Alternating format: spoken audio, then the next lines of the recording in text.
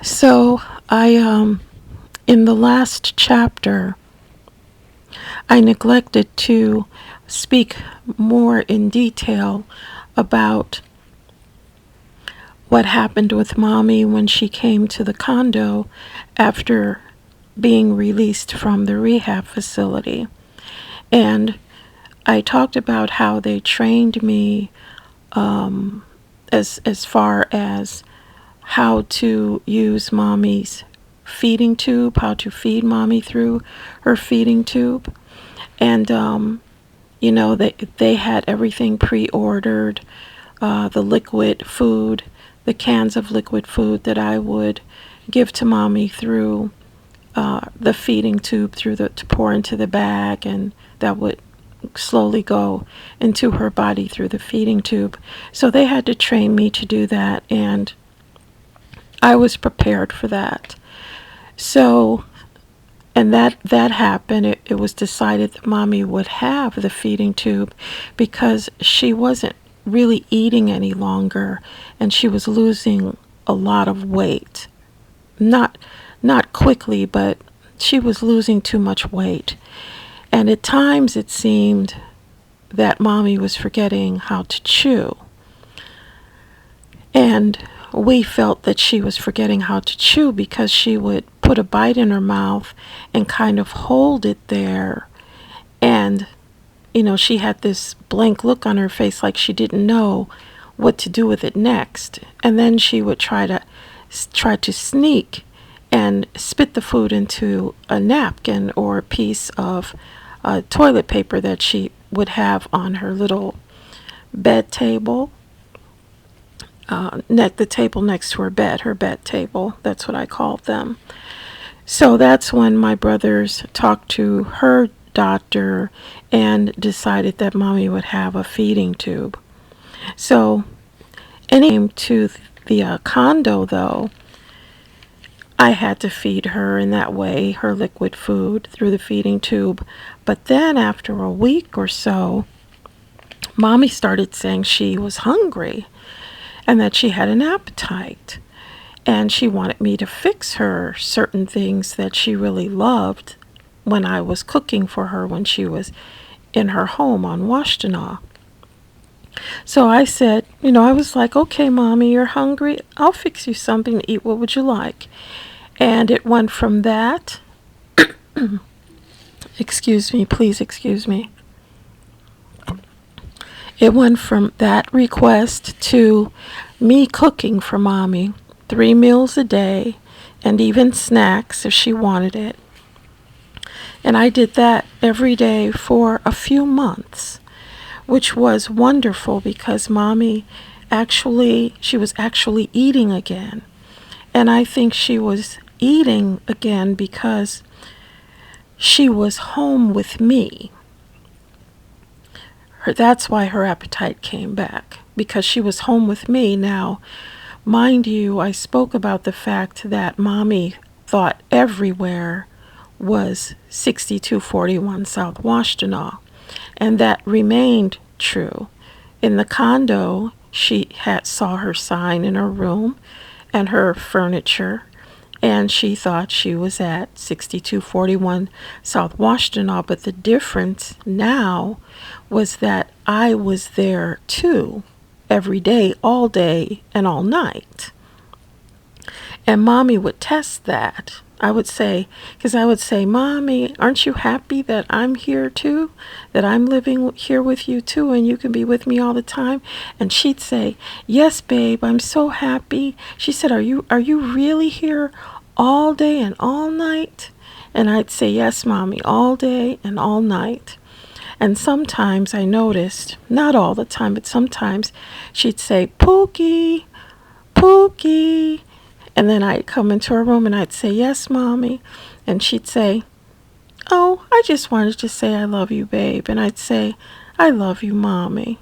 And then she would throw me a kiss, and I knew what she was doing. She was checking to make sure that I was there. She was so funny. So now I'd like to actually introduce chapter 9, which I call You're the best sister in the world. So I was always cleaning, cleaning the condo, cleaning mommy's room, cleaning mommy, making sure that everything was neat and tidy.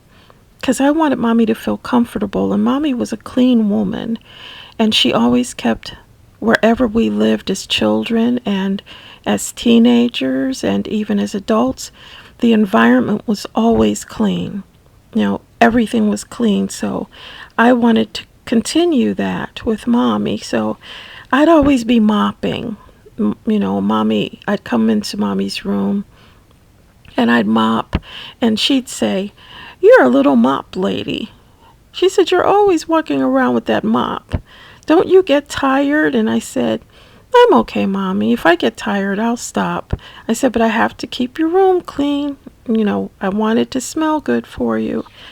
So I'd be mopping, and then sometimes I'd sit in Mommy's room and talk to her as I made her diapers, which I called her panties. I always referred to her diapers as panties because I didn't want to make Mommy think that she was a baby. So I would sit in her room and talk to her, and I would reinforce her diapers, which I'll talk more about that in the chapter about advice for caregivers. Or I would, fold Mommy's clothing and put her blouses on hangers and hang them in the closet. Or I'd be in another part of the condo and I'd be waxing. I'd wax the floors because when I was little, Mommy used to get on her hands and knees and she would play R&B music really loud, and we would sit on the sofa as little kids and we would listen to the music, and Mommy would be on her hands and knees waxing the floor.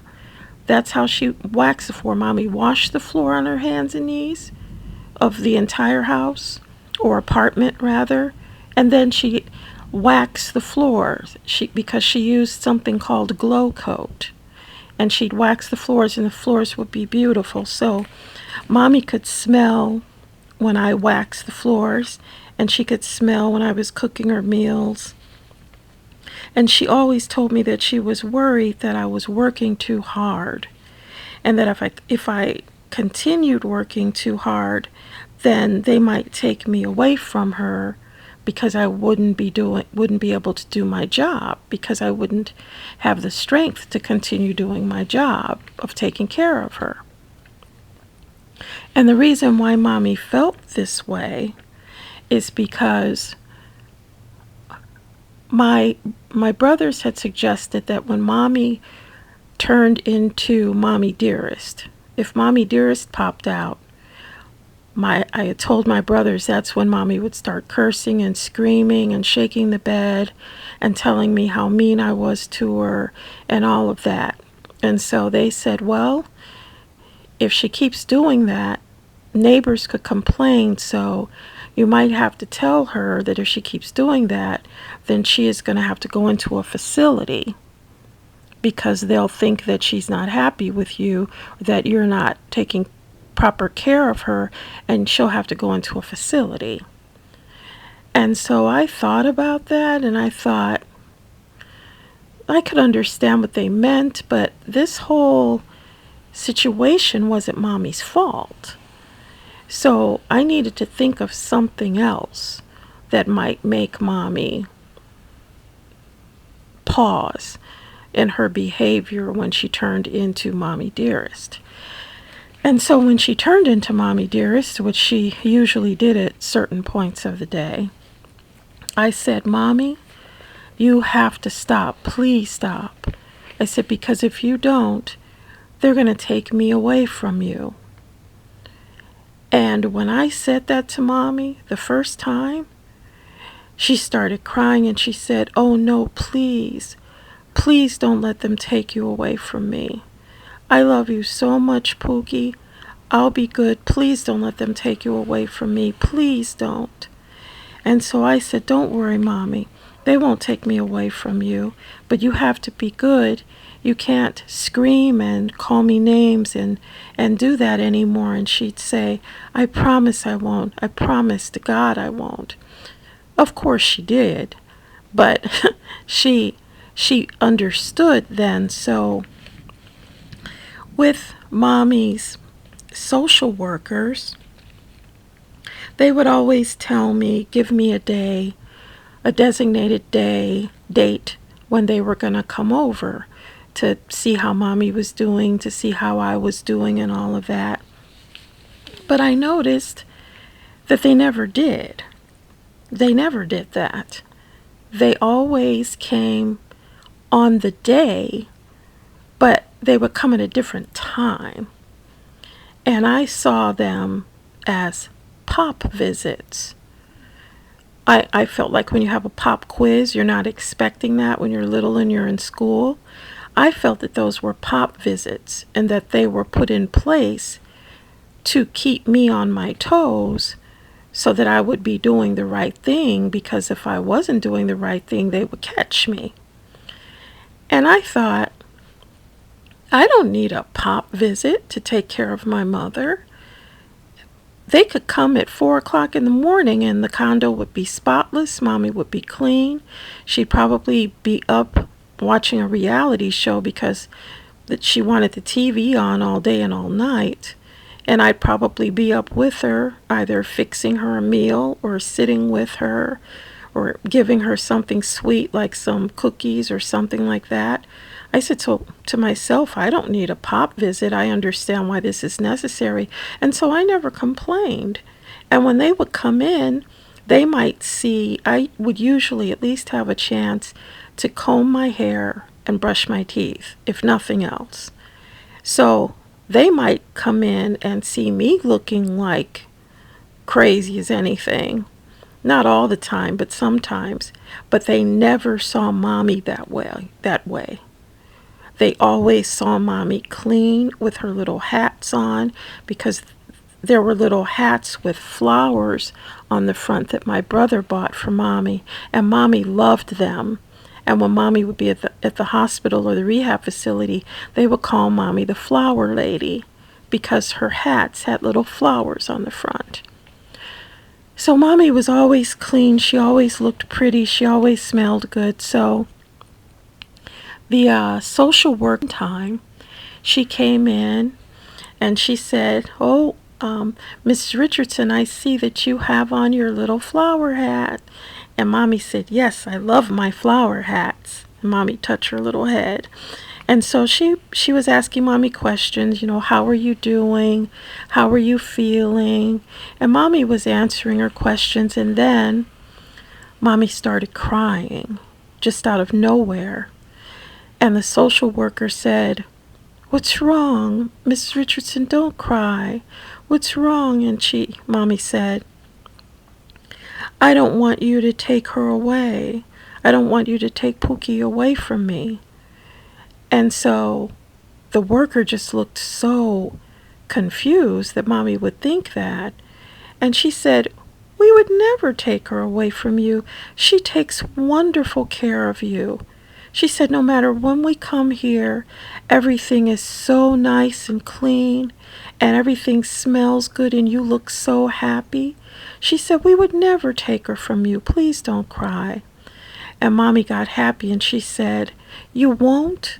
You won't take her from me? And the social worker said, no, you don't ever have to worry about that. Nobody's going to take her away from you. And Mommy said, please don't, because she's the best sister in the whole world. And when Mommy said that, I was the best sister in the whole world, I realized that now it was my turn to be forgotten. That Mommy saw me as her sister, or she might even see me later on as a nice lady that was with her and was nice to her and took care of her. But she was never going to see me as her daughter again. I was always Pookie, but now I was her sister. I would never be her daughter, Pookie, ever again. That was gone. That was gone, gone forever. This is the end of this chapter.